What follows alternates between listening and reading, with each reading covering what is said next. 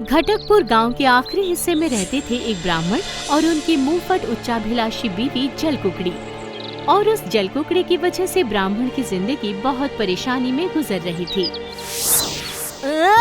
जब एक सोने का कंगन दिलवाने की औकात नहीं है तो फिर शादी क्यों की थी? हाँ नहीं मतलब ये पूजा करके बस चावल और केले से। बात सुनो मेरी, अपने श्राद्ध के इस चावल और केले से ना तुम एक दिन मेरा भी पिंडदान करके आना।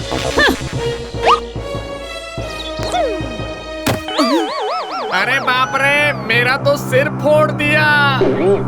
निकल जाओ, मैं कहती हूँ निकल जाओ मेरी नजरों के सामने से। मैं तुम्हारी शक्ल नहीं देखना चाहती। निकल जाओ, जल्दी निकलो।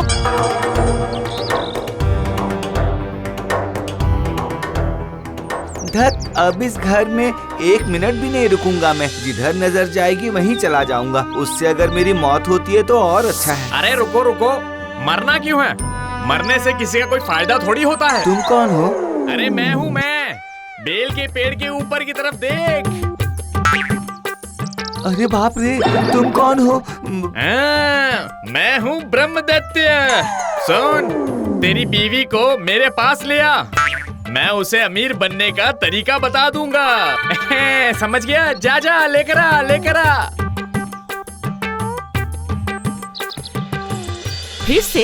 फिर से आ गए तुम? हाँ? अब ब्राह्मण काफी मुश्किल से बीवी को ब्रह्मदैत्य की बात समझाने की कोशिश करता है।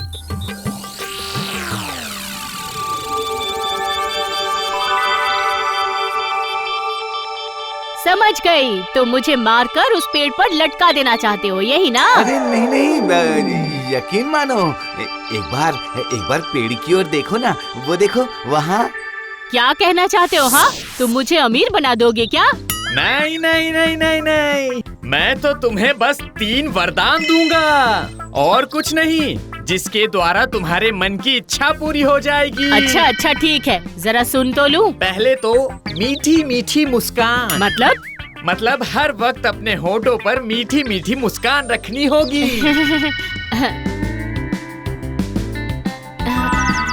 ऐसे? हाँ, ऐसे। ठीक है, रख ली। इससे क्या होगा? इस मुस्कुराहट को लेकर तुम सीधा राजा के पास जाओगी। वहाँ जाकर जिसे देखोगी उसे जाकर मुस्कुराहट के साथ कहना कि मैं तुम्हारी दासी बनना चाहती हूँ। मुस्कुराकर कहने से हो जाएगा? अरे यकीन ना हो तो करके देख लो। ठीक है, कल सुबह ही चली जाऊंगी। लेकिन हाँ, अगर काम नहीं बना तो इस पेड़ के साथ साथ मैं तुम्हें भी उखाड़ कर फेंक दूंगी। अजी सुनते हो? अंदर चलो।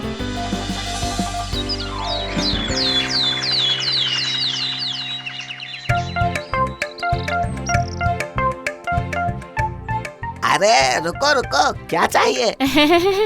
मैं राजमहल में दासी का काम करना चाहती हूँ। हाँ। बीवी की मीठी हंसी से प्रहरी पिघल जाता है।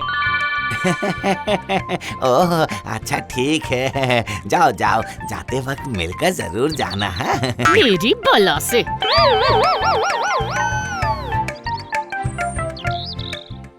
सुनो, सब लोग अच्छे से सफाई करो। जी हाँ। जी हाँ। क्या बात है? कौन हो तुम? क्या चाहिए बताओ। मैं राजमहल में दासी का काम करना चाहती हूँ। हाँ। आहा, क्या मुस्कुराहट है। वाह वाह, बहुत अच्छी बात है। मैं राजी हूँ। तुम एक काम करो, तुम कल आना। मैं तुम्हारे लिए मंत्री जी से बात कर लूँगा। ठीक है, कल जरूर आना। ठीक है? आऊंगी।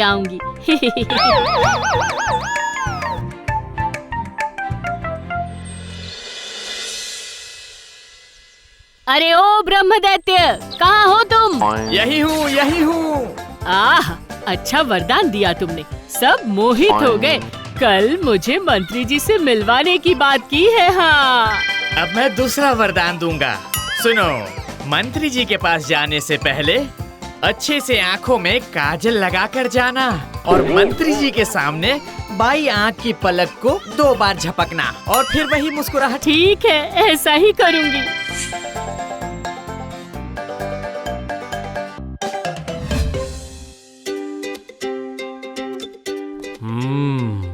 मैंने सुना है तुम दासी का काम करना चाहती हो। हाँ, लेकिन इस तरह से अचानक तो किसी को राजमहल के काम के लिए नहीं रख सकते हैं ना। बीवी ब्रह्मदैत्य के कहे अनुसार मंत्री की ओर देखती है और 2 बार बाईं आंख के पलक को झपकाती है। ये देखकर मंत्री जी लगभग शिहर उठते हैं और बड़ी खुशी से कहते हैं, अरे नहीं, मतलब रख सकता हूँ, लेकिन तुम्हारी मजदूरी होगी 500 मोहर। राजी हो? 500 मोहर? उफ। तो तुम क्या काम करोगी, बोलो? मैं वो दासी का काम करूँगी। हाँ, उसमें भी तो अलग अलग हिस्सा है ना, जैसे कि देखो, खाना बनाना, खाना परोसना, घर की सफाई।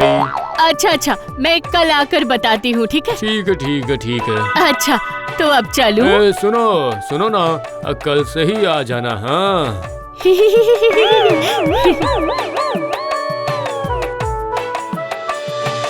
ब्रह्मदैत्य, अरे ओ ब्रह्मदैत्य, कहाँ हो तुम?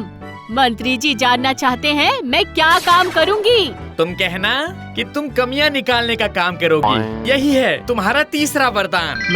मतलब राज्य में जो जो काम नहीं हो रहा है वही कमियां निकालोगी। समझ गई। हाँ, बोलो, क्या काम करोगी? जी, मैं वो कमियां निकालने का काम करूँगी। कमियां निकालने का काम?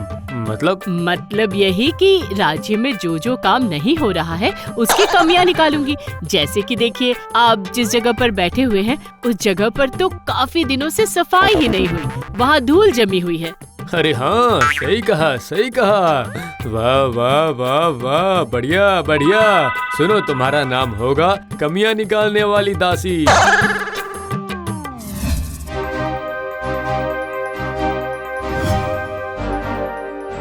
बस शुरू हो जाती है जलकुकड़ी की कमियां निकालने का काम। हमेशा गर्म मिजाज सारी दासियां और कर्मचारी डर कर रहते हैं। सुनो, ये सारे बर्तन निकाल कर बाहर कर दो, ये सारे पुराने हो चुके हैं। जी अच्छा। छी, ठीक से खाना बनाना भी नहीं आता, नमक ज्यादा है, इसका स्वाद ठीक करो जल्दी, समझ गए? जी हाँ। जाओ देखो ठीक से लाइट्स लगाई कि नहीं, सब तो मुझे ही देखना पड़ता है। हाँ।